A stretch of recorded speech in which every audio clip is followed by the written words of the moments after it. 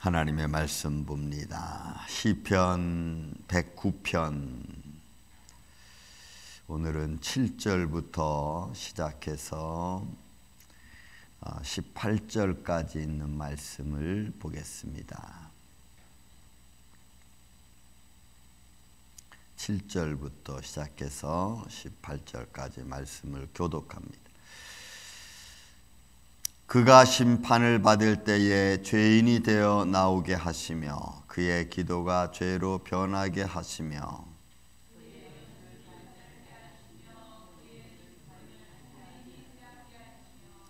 그의 자녀는 고아가 되고 그의 아내는 과부가 되며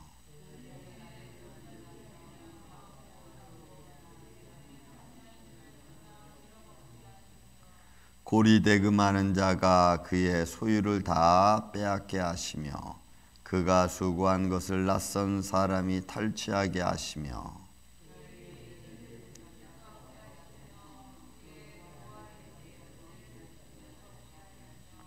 그의 자손이 끊어지게 하시며 후대에 그들의 이름이 지워지게 하소서.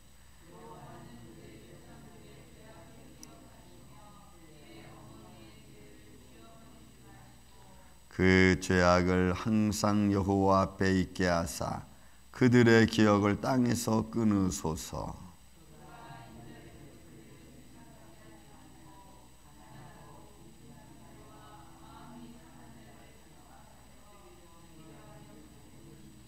아멘. 자, 시편 109편은 저주의 기도라고 제가 말씀을 드렸습니다. 그리고 마지막 절에 6절에 보니까 악인이 그를 다스리게 하시며 사단이 그의 오른편에 서게 하소서라고 다윗은 악인에 대해서 아주 신랄하게 그야말로 그의 삶이 악인에 속해 있는 그런 모습으로 저주를 하는 것을 우리가 보게 됩니다. 자, 그러면 그의 모습을 저주의 기도 가운데 그에게 어떤 물로 나타나는지 한번 말씀을 7절부터 쭉 말씀 보겠습니다. 7절 8절에 있는 말씀은 생명에 관한 거죠. 그 생명은 것은 그 악을 행하는 자에 대한 것이기도 한 겁니다. 그가 심판을 받을 때에 죄인이 되어 나오게 하시며 또한 그의 기도가 죄로 변하게 하시며, 그러니까 그의 모든 삶이 형통하지 못하게 해달라고 기도하는 겁니다. 드려지는 기도가 죄로 변하게 해달라니까 여러분, 이거는 그가 무슨 말을 하든 무슨 기도를 드리든 그 기도가 다 불의한 겁니다. 또 그의 기도가 죄로 변하게 해달라는 거죠. 그러니까 심판을 받을 때 그의 모습은 조금 더 의의가 없는 자의 모습으로 비춰지게 해달라고 하는 거예요. 여러분, 이거는 그냥 우리가 쭉 이제 보면은 악담입니다. 그냥 악담을 그냥 막 쏟아놓는 거예요. 또 보세요. 그의 연수를 짧게 하시며 그의 직분을 타인이 빼앗게 하시며. 사도행전 1장 20절에 보면은 베드로가 12사도를 새롭게 그 준비함에 있어서 그 한 사도 그죠, 가룟 유다가 자기 직분을 빼앗기고 그죠, 다른 사람한테 넘겨가게 하고 이런 표현을 쓰죠. 그래서 사도행전 1장 20절에 이 표현을 쓰고 있는 것을 우리가 볼 수가 있습니다. 삶이 인생이 짧고 그가 가지고 있는 영광의 직분도 빼앗기는, 우리가 인생을 살면서 저에게 주어진 하나님의 영광의 직분이 있고 마땅히 해야 될 의무가 있죠. 그런 달란트를 또 주시고 사람마다 다 있을 겁니다. 근데 그런 것들을 잘 감당해내는 게 여러분 필요합니다. 어느 집사님하고도 얘기할 때도 제가 그런 말씀을 드렸습니다. 사람은 그 사람에게 하나님 주신 일들이 있는데 하나님이 부르셨을 때는 절대로 아무 의미 없이 부르지는 않았다라는 거죠. 하나님의 자녀를 불렀을 때도 뭐 일꾼으로 불렀을 때도 어쨌든 하나님의 부름받은 사람은 그 위치가 어느 곳에 있든지 어떤 상황에 있든지 하나님이 그를 통하여 하나님의 뜻을 나타내기를 하나님은 원하신다는 거죠.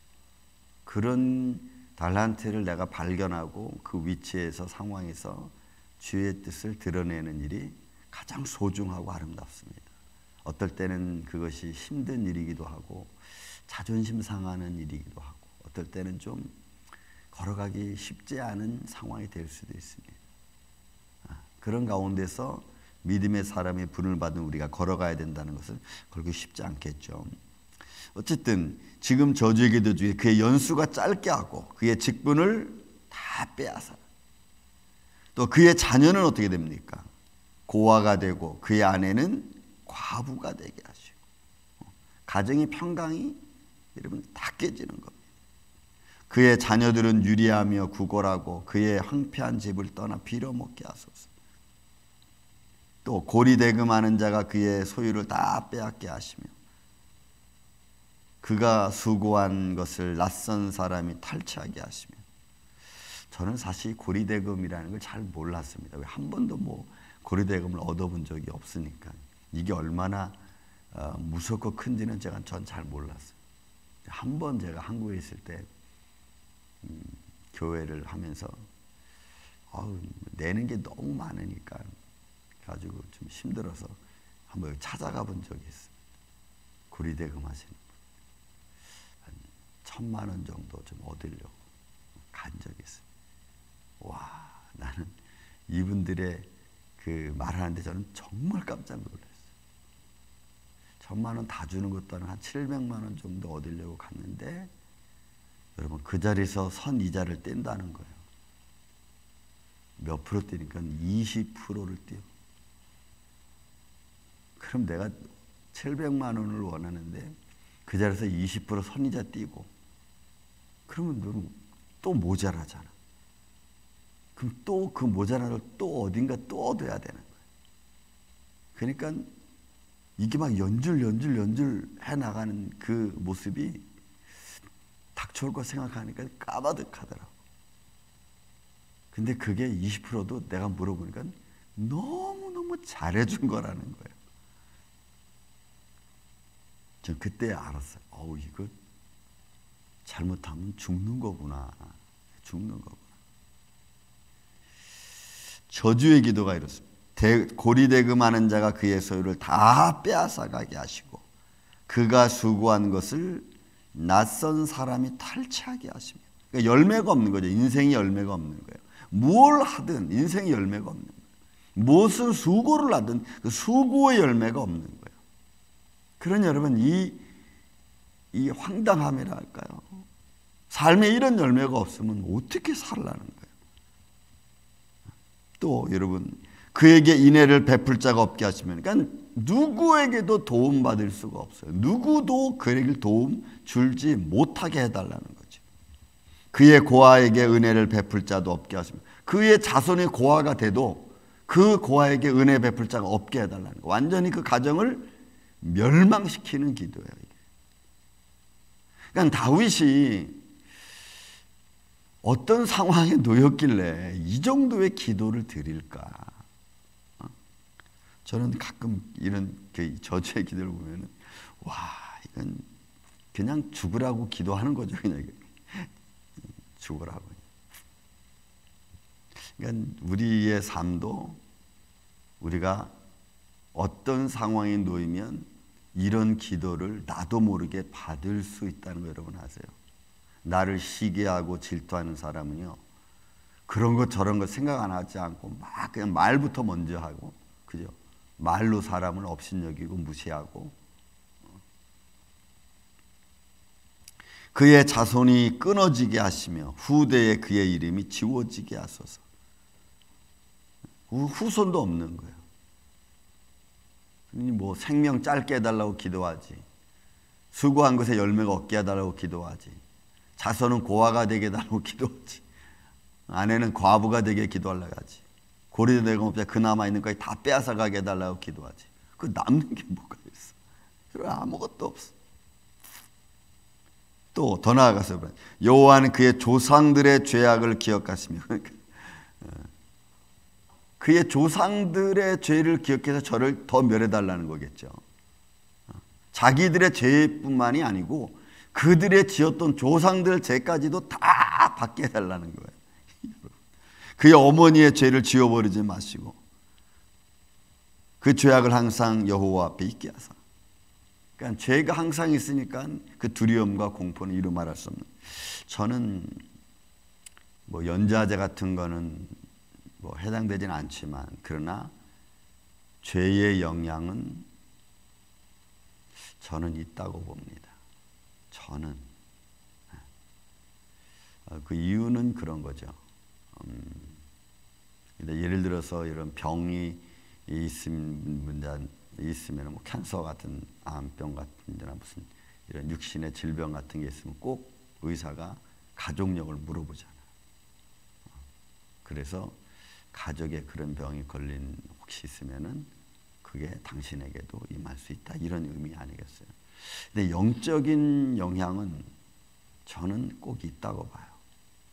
부모의 그 죄의 영향, 그 안 좋은 어둠의 세력의 영향은 그 영향이 꼭 자녀들에게도 미치는 것 같아요.